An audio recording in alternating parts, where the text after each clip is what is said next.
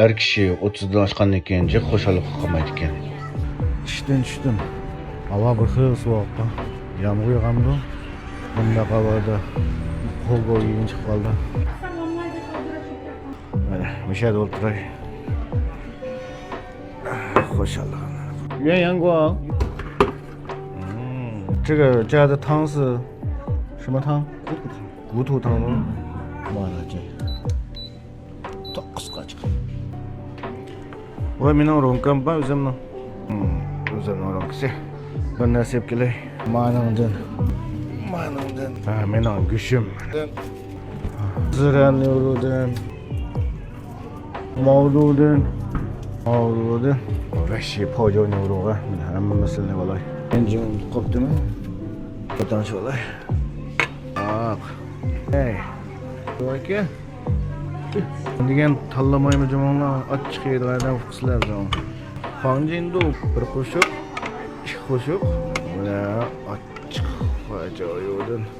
Qismajan achchiq so'ng tuqolmaymiz. Abur olay boshda. Mana. Tashida qaynab ketibdi. Go'shtdan boshlayman. Mana birinchilab nayimiz ham amdiga. Sizlarni yegan keldi bu dey. Amdi go'shi. Quramıga yetgan erlarning dunyosida oson degan gap so'z yo'q. Biz turmushning ig'ir yukini zimmamizga ilib bir qadamdan chapaloq olg'a ilgarilayapmiz. Har kuni sahar qancha charchab kelsakmi, yana o'rnimizdan turib, yangi bir kunni raqobatni kutib olamiz. Xizmat bismi tog'dek besilib ketgan vazifalar Bizning nafas ilishlarni qiyinlashtirdi. Xo'sh.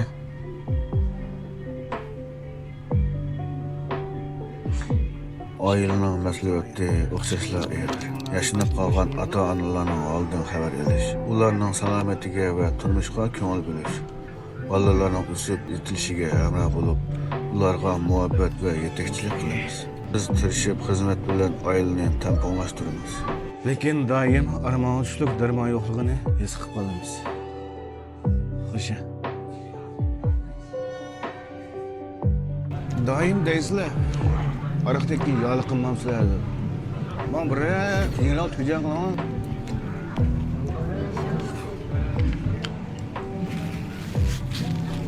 Oxirida Saidin